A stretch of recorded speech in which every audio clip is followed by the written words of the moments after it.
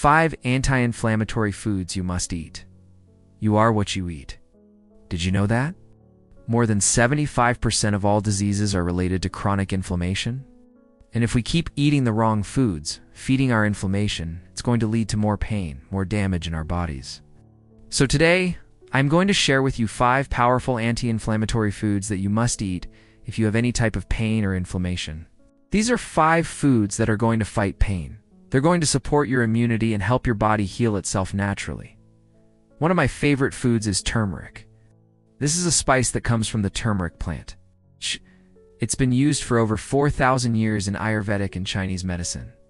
And one of the active ingredients, curcumin, has been shown to have powerful anti-inflammatory properties. Curcumin targets something called NF-κB. This is a molecule that turns on inflammatory genes. So if you can target this molecule and turn it off, you're going to reduce inflammation. So one of the things that you can do is add turmeric to your food. You can add it to a smoothie. My daughter loves this. She puts it in her smoothie every morning.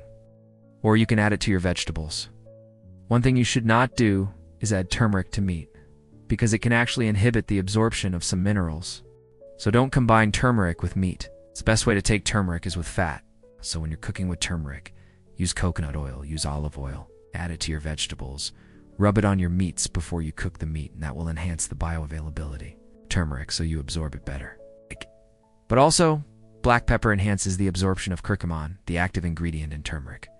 So one of the things that I like to do is put turmeric in my coffee every morning with some black pepper and a little bit of MCT oil. And the reason why I do that is because I want to get the anti-inflammatory effect from the turmeric. There's some really good research on using MCT oil for pain relief. And then 3, black pepper enhances the absorption of turmeric. The next superfood that I want to talk about is extra virgin olive oil. Olive oil is a very unique oil because it has the highest amount of oleocanthal. Oleic acid has potent anti-inflammatory effects. In fact, it's been compared to ibuprofen, Alibi, and other NSAIDs. Now, there's a lot of different types of oils out there. You have your omega-3 fatty acids, you have your omega-6 fatty acids, you have your omega-9 fatty acids. And each one of these have different effects in the body. Now, in general, we want to avoid processed vegetable oils at all costs. They are highly inflammatory, but olive oil is one of the healthiest oils because it's loaded with healthy monounsaturated fats. And as I mentioned earlier, it's high in oleic acid, which has a lot of anti-inflammatory benefits. Also, it's rich in polyphenols, vitamin E and K, and it has some antimicrobial properties. Now, there are different types of olive oil. You have your light olive oil, you have your virgin olive oil, and I recommend using extra virgin olive oil because it's less processed. It still has the original nutrients intact, and it has a lot of those beneficial polyphenols and anti-inflammatory properties. So next time you're cooking, use extra virgin olive oil and add that anti-inflammation superpower to your food. Now, the third superfood that you need to add into your diet is wild-caught salmon. Salmon is one of the best sources of omega-3 fatty acids. And we talked about omega-6 fatty acids and omega-9 fatty acids.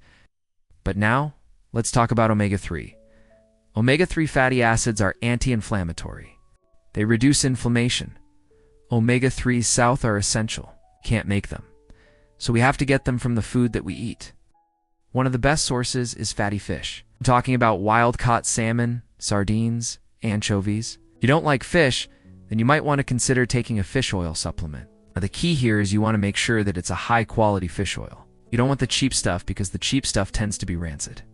So look for a high-quality fish oil. Another source of omega-3 is vegan. You can get it from walnuts and flax seeds. Now, when it comes to salmon, I would recommend using wild-caught because it has a better nutritional profile. It's lower in contaminants. A lot of the farmed salmon are fed processed grains, soy, corn, canola, so they end up having a lot of inflammatory omega-6 fatty acids. And they also tend to have more contaminants like PCBs, dioxins, things that you really don't want in your body. So I would stick with wild-caught salmon. It's a little more expensive, but it's worth it because it has a better nutritional profile and it's going to be less inflammatory. All right, next one on the list is apples. Apples are high in quercetin. Quercetin is a very powerful antioxidant and anti-inflammatory compound. One of the things that quercetin does is it inhibits something called histamine. Histamine is released during an allergic reaction. It can cause inflammation, it can cause pain. So if you're allergic to something and you keep eating that allergen, you're gone nah. Keep triggering histamine release, and you're just gone nah. Keep having more inflammation and more reactions. So if you can shut off histamine, you're going to reduce inflammation. Another thing that apples are high in is something called pectin. Pectin helps feed your friendly gut bacteria. So if you're trying to reduce inflammation in your body, you definitely want to have a healthy microbiome, a healthy gut. And pectin is a prebiotic that helps feed your probiotics. It helps reduce inflammation in your gut and promote a healthy gut environment. Also, apples are high in fiber, and one of the things that fiber does is it reduces your risk of getting diverticulitis and diverticulosis. That's inflammation of the colon. So apples are great for reducing inflammation in your colon and your digestive system.